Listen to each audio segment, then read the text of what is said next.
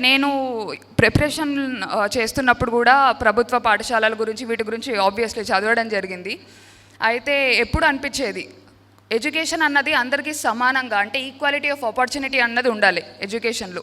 Unfortunately అది మనకి ఇప్పుడు అంతగా లేకపోయినా కూడా ప్రభుత్వ పాఠశాలల్లో ఉన్న స్టేక్ హోల్డర్స్ అందరూ కూడా దాన్ని ఒక ఛాలెంజ్ లాగా తీసుకోవాలన్నది నా ఒపీనియన్.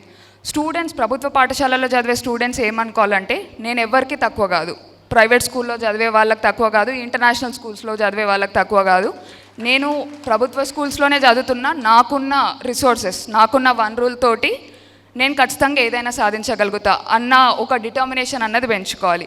నేను కూడా ఇక్కడ లోకల్ స్కూల్లోనే చదవడం జరిగింది. నాకు కూడా అనిపించేది, అరే ఇంటర్నేషనల్ స్కూల్స్లో చదివిండ్రు, ఇంగ్లీష్ మనకంటే బాగా వస్తుందేమో అని. కాకపోతే దానికి ఒకటే పరిష్కారం ఏంటంటే, వాళ్ళకంటే డబుల్ హార్డ్ వర్క్ చేయడం, వాళ్ళకంటే ట్రిపుల్ హార్డ్ వర్క్ చేయడం. ఎంత హార్డ్ వర్క్ చేయాల్సి వస్తే అంత చేయడం.